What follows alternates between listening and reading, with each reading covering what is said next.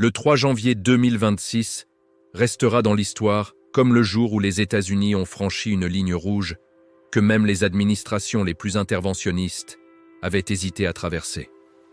À 2 heures du matin, heure locale, 150 aéronefs décollant de 20 bases militaires à travers le continent américain ont bombardé Caracas et capturé le président Nicolás Maduro dans une opération baptisée Resolução Absoluta. En quelques heures, la première puissance mondiale venait de renverser militairement le gouvernement d'un pays souverain pour la première fois depuis l'invasion du Panama en 1989. Mais contrairement à Manuel Noriega qui dirigeait un petit État stratégiquement positionné, Maduro contrôlait le pays possédant les plus grandes réserves pétrolières prouvées au monde. Cette intervention militaire américaine, justifiée officiellement par la lutte contre le narcotrafico, marque en réalité le début d'une reconfiguration majeure du marché pétrolier mondial dont les conséquences dépasseront largement les frontières vénézuéliennes. Le Venezuela détient 303 milliards de barils de réserves pétrolières prouvées, soit environ 17,7% des réserves mondiales. Pour mettre ce chiffre en perspective, c'est davantage que l'Arabie saoudite avec ses 267 milliards de barils ou la Russie et ses 225 milliards.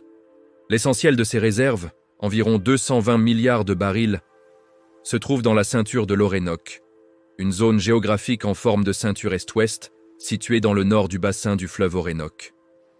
Ce pétrole est majoritairement extra-lourd, visqueux comme du bitume, ce qui rend son extraction et son raffinage beaucoup plus coûteux que le brut léger du Moyen-Orient. Mais avec les technologies modernes et des investissements massifs, ces réserves colossales pourraient transformer le Venezuela en superpuissance pétrolière, rivalisant avec les plus grands producteurs mondiaux. Le problème est que sous le régime de Maduro, la production vénézuélienne s'est effondrée de manière catastrophique.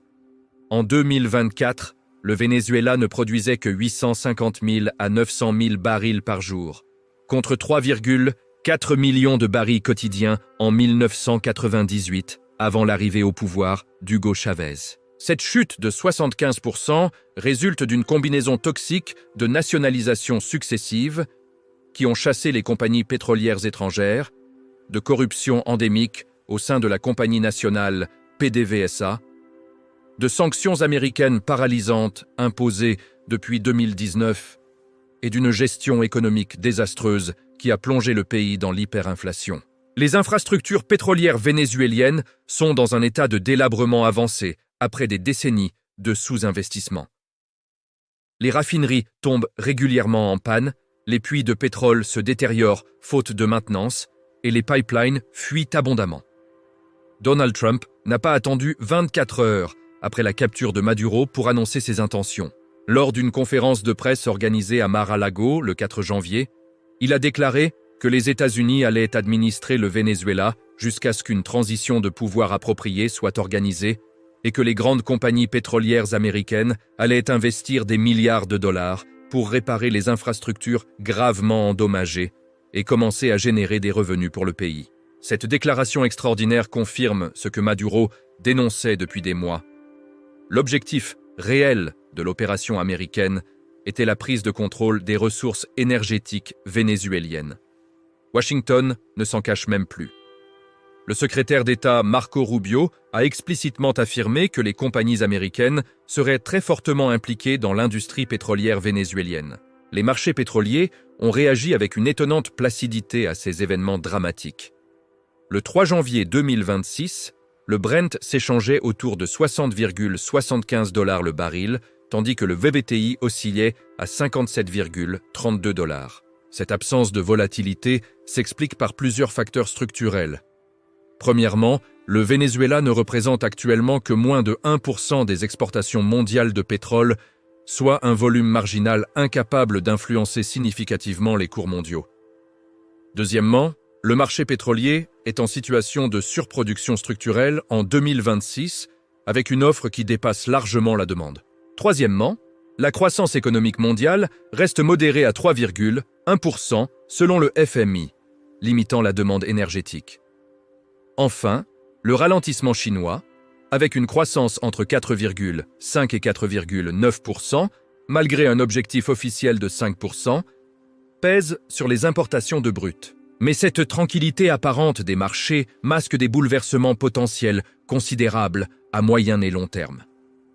Si les États-Unis parviennent effectivement à stabiliser le Venezuela politiquement et à attirer des dizaines de milliards de dollars d'investissement des majors pétrolières américaines, la production vénézuélienne pourrait théoriquement être multipliée par 10 ou 15 dans les 5 à 10 prochaines années.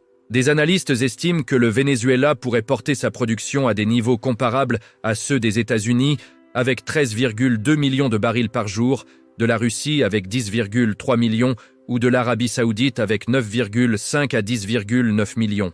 Cela représenterait environ 33% de la production mondiale actuelle, estimée à plus de 104 millions de barils quotidiens. Une telle augmentation de l'offre mondiale provoquerait mécaniquement un effondrement des prix du pétrole, potentiellement vers 40 à 50 dollars le baril, voire moins.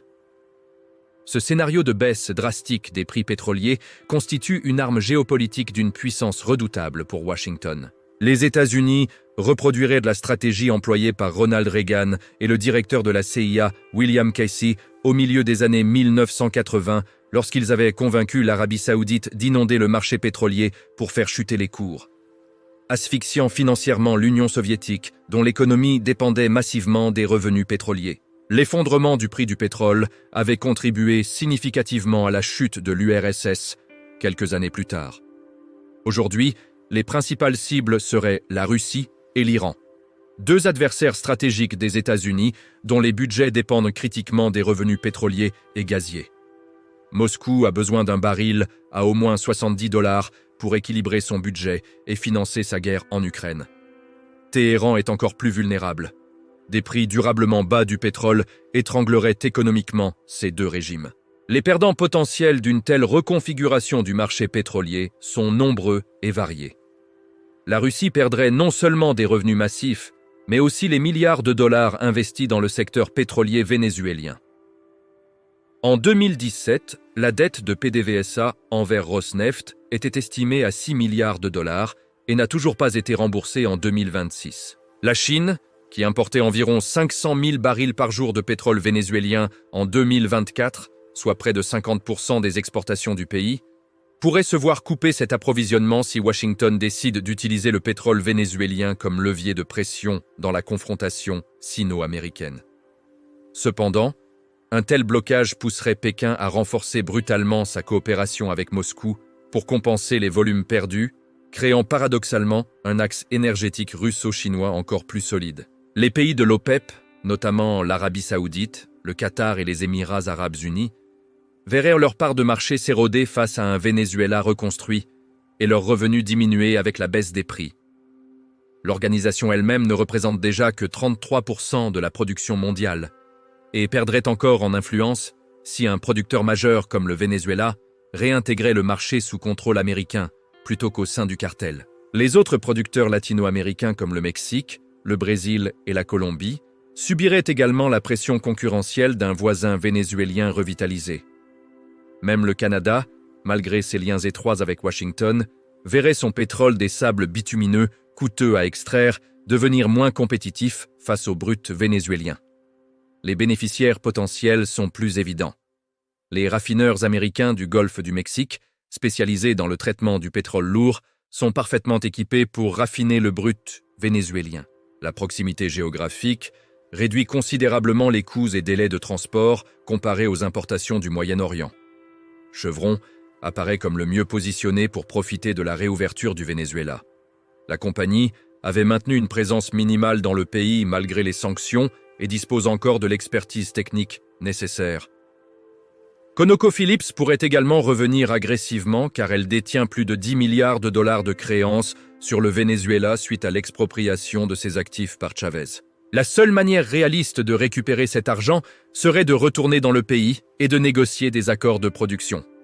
ExxonMobil pourrait suivre bien qu'elle ait moins à réclamer, mais la réalité opérationnelle sur le terrain vénézuélien est infiniment plus complexe que les promesses optimistes de Trump. Même avec des investissements massifs, la production ne repartira pas rapidement. Francisco Monaldi, directeur du programme Énergie Amérique latine au Baker Institute de l'université Rice à Houston, estime qu'avec une transition pacifique et des investissements soutenus, une forte augmentation de la production pourrait se matérialiser dans 5 à 7 ans, le temps de réparer les infrastructures et de régler les cadres d'investissement. D'autres analystes sont encore plus pessimistes, évoquant une décennie avant de voir des résultats significatifs. Les problèmes sont multiples et profonds. Les infrastructures sont délabrées après des années de négligence. Les puits nécessitent des travaux de remise en état coûteux. Les raffineries doivent être entièrement rénovées. Le réseau de pipeline fuit abondamment. La main-d'œuvre qualifiée a massivement émigré durant la crise économique. L'insécurité reste préoccupante, avec des groupes armés contrôlant certaines zones pétrolifères. De plus, la légalité même de l'opération américaine reste contestée. La communauté internationale est profondément divisée. La Chine et la Russie ont condamné vigoureusement ce qu'elles qualifient d'agression flagrante contre un État souverain. L'Union européenne, malgré sa déclaration selon laquelle Maduro manquait de légitimité, a appelé au respect du droit international et à la retenue. Le Brésil de Lula a jugé l'invasion inadmissible et créant des précédents dangereux. La Colombie de Gustavo Petro, pourtant traditionnellement allié de Washington, a dénoncé des bombardements avec missiles et exigé la convocation urgente de l'ONU et de l'OEA. Seuls quelques alliés proches des États-Unis comme Israël et l'Argentine de Javier Milei ont applaudi l'opération. Cette absence de consensus international complique considérablement la reconstruction économique du Venezuela car les investisseurs craignent l'instabilité politique prolongée. L'opposition menée par María Corina Machado a certes applaudi la capture de Maduro, mais elle est fragmentée et sans expérience gouvernementale. Des sources d'opposition ont suggéré à Sky News que la capture aurait été une sortie négociée avec les États-Unis, ce qui impliquerait un accord secret dont les termes demeurent mystérieux. Une guerre civile prolongée reste un scénario plausible si les différentes factions vénézuéliennes ne parviennent pas à un compromis. Cuba représente une victime collatérale majeure de ces bouleversements. L'île dépend à 40% du pétrole vénézuélien pour ses besoins énergétiques, livrés à des conditions préférentielles dans le cadre de l'alliance bolivarienne. Un arrêt des livraisons aggraverait dramatiquement la crise énergétique cubaine, déjà critique avec des pannes d'électricité quotidiennes paralysant l'économie. La Havane devrait se tourner vers des fournisseurs alternatifs à des prix beaucoup moins favorables, approfondissant encore sa dépendance économique envers des acteurs extérieurs, potentiellement la Russie ou la Chine. Le modèle socialiste cubain, déjà chancelant, pourrait ne pas survivre à la perte de son principal soutien énergétique. Au-delà des considérations purement économiques et énergétiques, l'intervention américaine au Venezuela établit un précédent géopolitique extrêmement dangereux. Pour la première fois depuis la fin de la guerre froide, une grande puissance envahit militairement un pays souverain pour s'emparer de ses ressources naturelles en invoquant des prétextes sécuritaires largement contestés. Cette violation flagrante de la Charte des Nations Unies et du principe de non-intervention dans les affaires intérieures des États ouvre une boîte de Pandore inquiétante. Si les États-Unis peuvent renverser Maduro pour contrôler le pétrole vénézuélien, quelle autre puissance régionale sera tentée d'imiter ce précédent ailleurs dans le monde? La Chine pourrait invoquer cette jurisprudence pour justifier une intervention à Taïwan. La Russie l'a déjà fait en Ukraine, en 2014 puis 2022.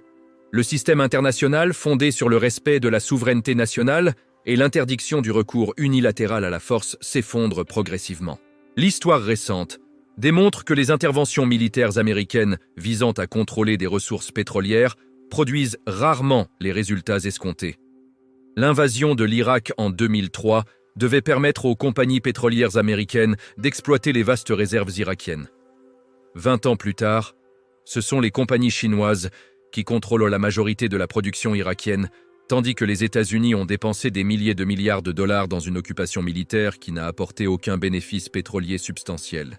L'intervention en Libye en 2011 pour renverser Kadhafi a plongé le pays dans le chaos et la guerre civile, effondrant sa production pétrolière au lieu de l'augmenter. Ed Hirsch, spécialiste de l'énergie à l'université de Houston, craint que l'histoire ne se répète au Venezuela avec Trump, rejoignant la lignée des présidents américains qui ont renversé des régimes étrangers sans en tirer aucun bénéfice tangible. À court terme, l'impact sur le marché pétrolier mondial restera limité.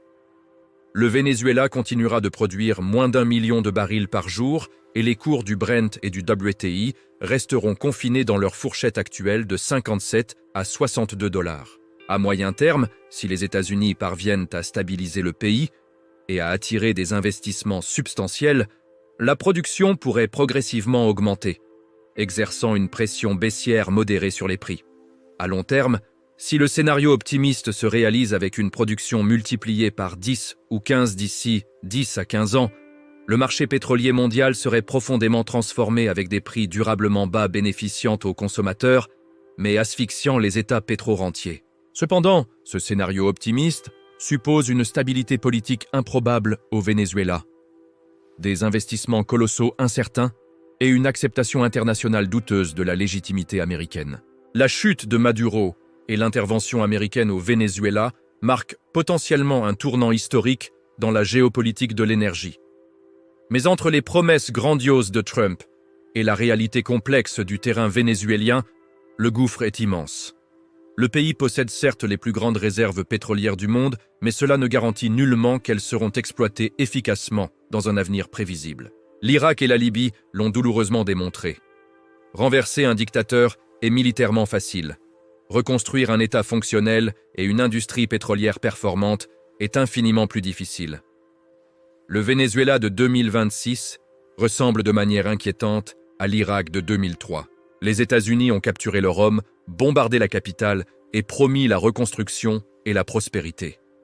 Mais personne ne sait réellement ce qui se passera ensuite, ni qui contrôlera finalement ce pétrole dont tout le monde parle, mais que personne ne peut actuellement extraire en quantité significative.